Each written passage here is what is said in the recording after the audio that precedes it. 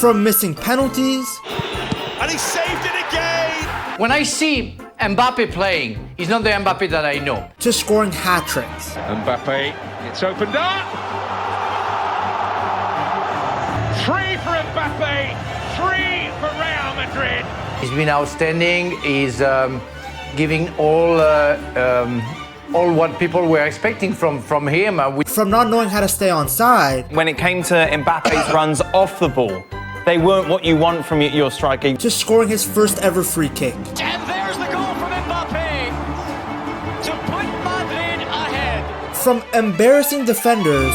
The footwork here from Kylian Mbappé is just outstanding. To trying to end their careers. An authority could have at least given him 3 games. He's given him 1 game for one of the worst challenges I can remember for a long time. It has been a weird time for Mbappe. On paper, his stats still look great, yet the team as a whole has underperformed. Then to make matters even worse, the team that Mbappe left have become better without him. The biggest problem here is Mbappe. So what the hell is happening with Kylian Mbappe? Mbappe's time at Real Madrid has been more up and down than Bonnie Blue's neck. His move to Spain was one of the most anticipated transfers in football history. It seemed like he was always destined to wear the iconic white jersey of Real Madrid. For years, it was basically an open secret that he was going to become a Madrista. How can anyone be shocked? He was speaking fluent Spanish in his first press conference. Buddy had been using Duolingo after each training session in Paris. Perez had identified him as the next Galactico years ago, back when he was a 17-year-old leading Monaco to a deep Champions League run. Then of course at 19 he lifted the World Cup, which 10x'd his hype even more. So when he finally arrived and actually put on the jersey, everyone was excited. His presentation was attended by 80,000 spectators, the same number as Ronaldo's presentation in 2009. You didn't have to look at photoshopped images of him anymore. This was the real deal. 2 days after Madrid had won the double, they announced his signing. Talk about greed. I know Madrid fans who had an erection last over 24 hours that week. Then his debut, it was all smiles. Mbappe stepped onto the pitch with his new teammates, and they ran circles around Atalanta in the UEFA Super Cup. He got his first goal for the club and his first trophy. Bellingham, Vinny, Mbappe, all connecting, boom, goal. We were seeing the unstoppable potential of the squad. But then La Liga started, and the issues began. Mbappe dropped a donut in 3 games in a row, and Madrid got 5 points out of a possible 9. Given the expectations of the move, the talent around the squad, people were pretty reactionary. I mean, you add a player of Mbappe's caliber to a team that had just won the double, you kind of expect him to at least win most games. And it wasn't just that he didn't get a goal or assist, it's that he looked out of place. He couldn't create space for himself at all, he couldn't beat his man. Now at this point, some idiots were trying to push the narrative that Mbappe wasn't technically good enough to play in La Liga, which is genuinely one of the stupidest things I've ever heard. After all, Mbappe had slapped La Liga teams in the Champions League for years, performed on the biggest of stages. It was obvious that he just needed some time dealing with the haram low blocks of Spain. Well, in the next few weeks, he began to adjust. He got his first 2 goals in the same match against Betis. Mbappe! There it is! His first goal in La Liga!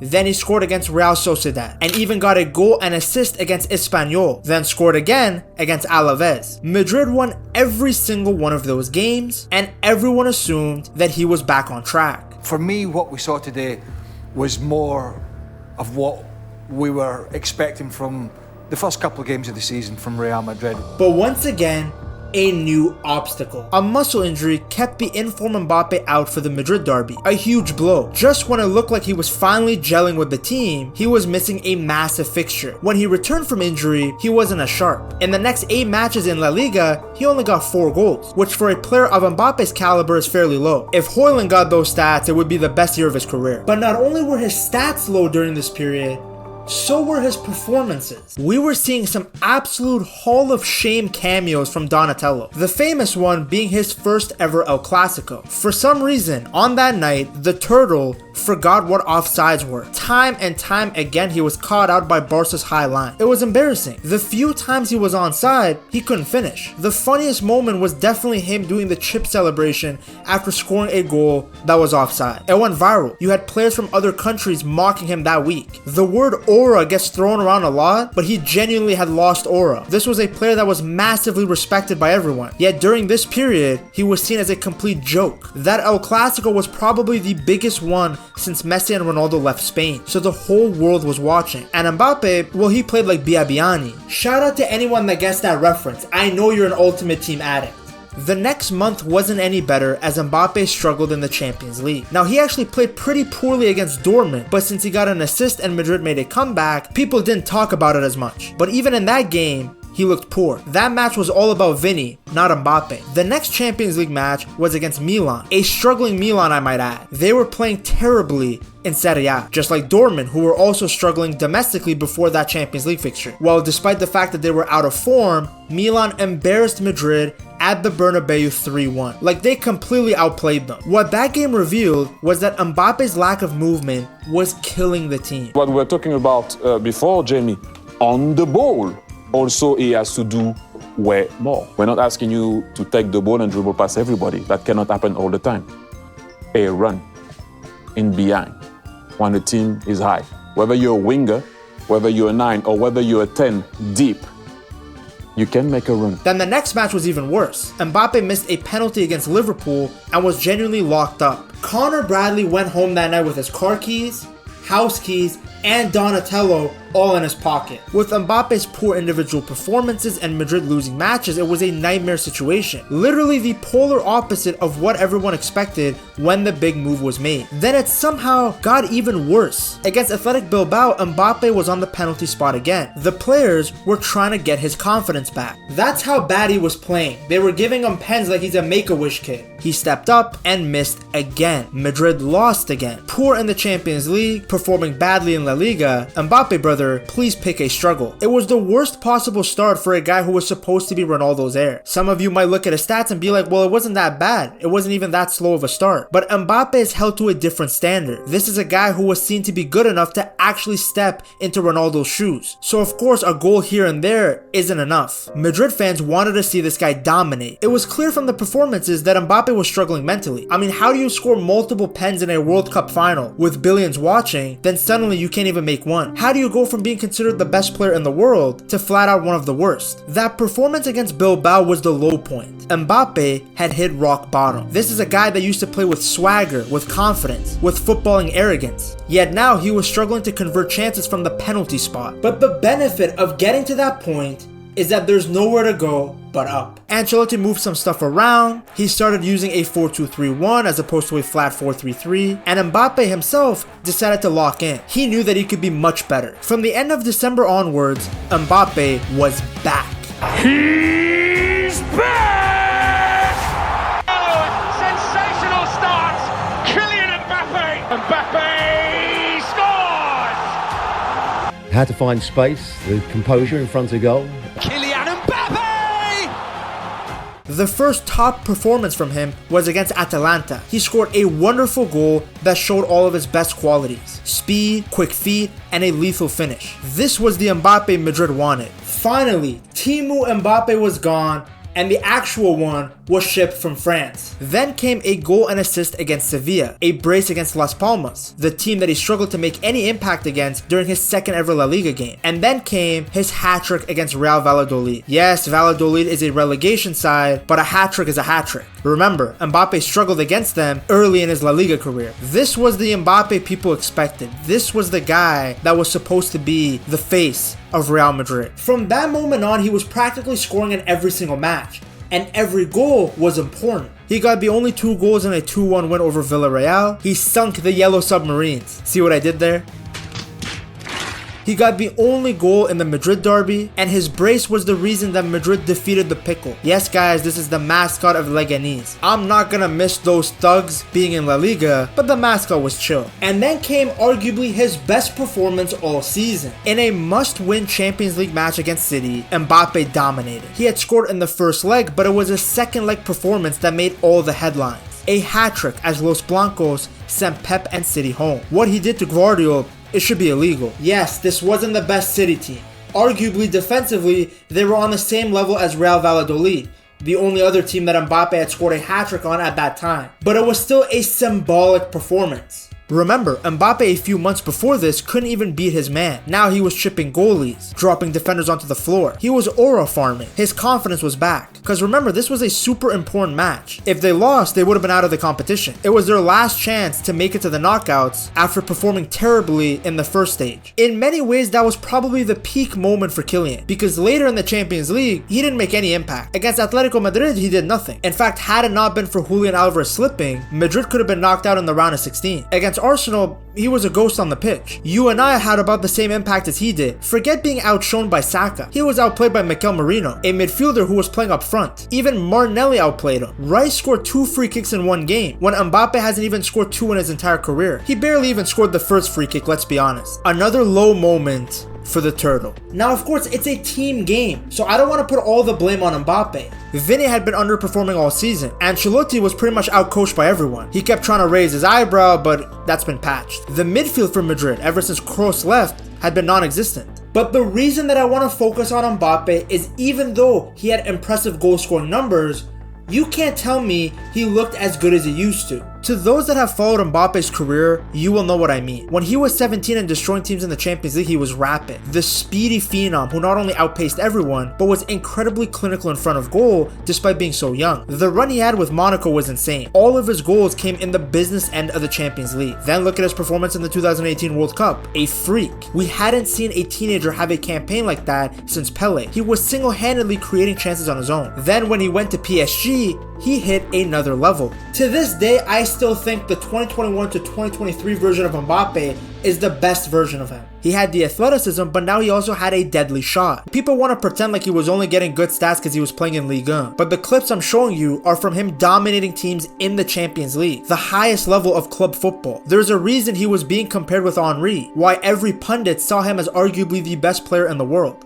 Mbappe, man, I'd pay every day to watch him train, let alone play in a match. Because he creates things. Because he creates things on his own. I can give him the ball at left back and he might score.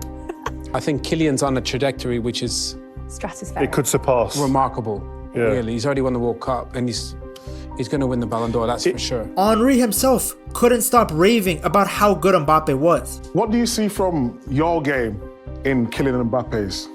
Well, with all humility, because this guy is just a freak. And then of course came the 2022 World Cup final. As a Messi fan, no player had put more fear into my heart than that version of Mbappe. It seemed like anything he touched turned into a goal. I'm telling you guys, if Dybala doesn't make this clearance, we would be talking about Mbappe as the GOAT. You look at it in the cup final of the World Cup, it's all on him. He gets a hat-trick in the World Cup final.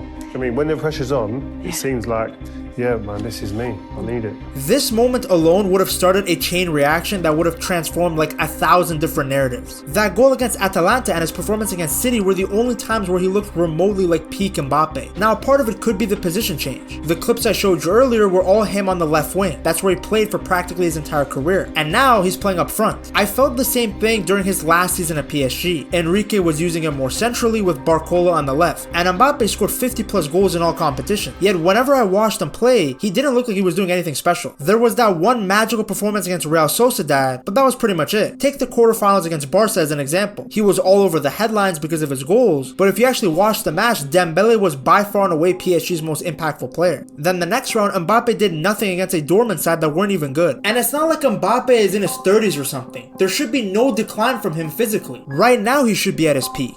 A combination of the speed and agility he had as a teenager, but now with the footballing IQ and composure and leadership of a guy who has been through every stage in world football. Yet I don't see it. What's worse is that PSG got even better when Mbappe left, because the narrative was always that Mbappe was carrying PSG, that the club was holding him back. No, I think without Mbappe, PSG wouldn't have a chance of winning the Champions League this season. Now, some years it was kind of true, but not in 2025. They made it further in the Champions League than Mbappe did with Madrid, and they played infinitely better football. I guess it's not really that much of a surprise. Enrique was doing his best to get Mbappe to buy in defensively. Look at this clip. Yo te he leído que te gustaba Michael Jordan. Michael Jordan cogía de los huevos a todos sus compañeros y se ponía a defender como un hijo de puta.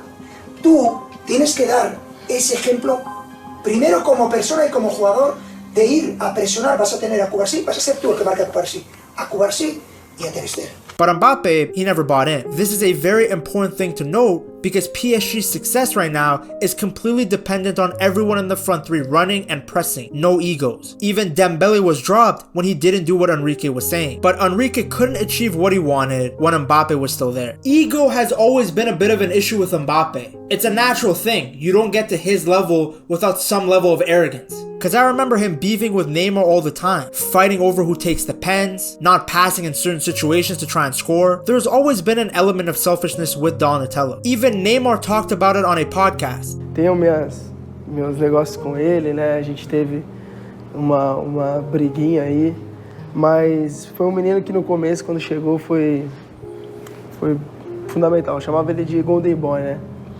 Então eu sempre brincava com ele, falava que ele ia ser um dos melhores, sempre ajudava, sempre conversava com ele, era um menino que ia na minha casa, a gente saía pra jantar junto, a gente teve bons anos de parceria, assim. Só que depois, quando veio o Messi, eu acho que ele ficou um pouco enciumado, né? Não queria me dividir com ninguém.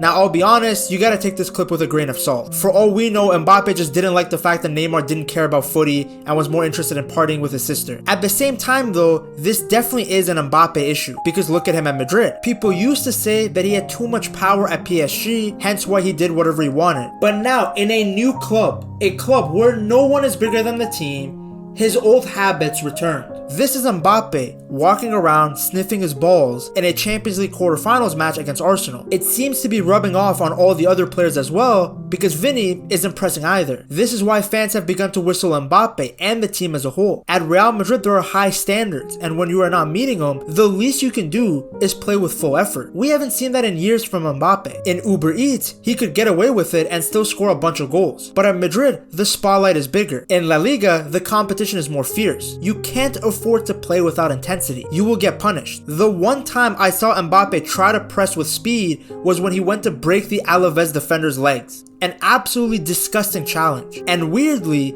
a side of Mbappe that we have rarely seen. This is not a player who consistently gets into fights. This is not a player who loses his head. He isn't Vinny. Yet that tackle was intended with malice. He had zero intention of ever going for the ball. It showed his frustration. Frustration that has been bubbling under the surface all season, because I think even Mbappe knows that he can be even better. Now, I hope it goes without saying, but Real Madrid underperforming is not solely down to Mbappe. The team is missing a tempo dictating central midfielder, somebody that can control the speed of matches. Other players have also underperformed. Defensively, they're like Swiss cheese, holes everywhere. But individually, I just feel that Mbappe really hasn't been the same since that 2022 World Cup final. And you might be sitting there saying, Ped, what are you yapping about? How can a guy who scored 30 plus goals not look the same? The standards for him are higher than anyone else because everyone thought this guy was the next face of world football. Again, at 17, this guy was eliminating teams on his own in the Champions League. At 19, he was winning the World Cup for his country. At PSG, he almost won them a Champions League. He had helped get them to the final, a stage that PSG hadn't even sniffed before Mbappe. His stats at a young age were already incredible. He had already achieved more with the French national team at a younger age than Henry ever did. In 2022, he almost single-handedly won France another World Cup, a hat-trick at a time where everyone had counted the French out. Seriously, how many players in the history of world football have the individual ability to take over a game like that? Not Vinny, not Bellingham, not Salah, not Rafinha. None of those guys have ever reached the peaks that Mbappe did. So of course he's held to a higher standard. This is a player that should be stacking up Ballon d'Ors in Champions League. He went toe-to-toe with the GOAT. He even beat the GOAT. That's how good he is. He's an all-timer. Now of course his story isn't over by any means. He just joined Real Madrid. I always have to reiterate this because some weirdos comment that I'm writing him off. No,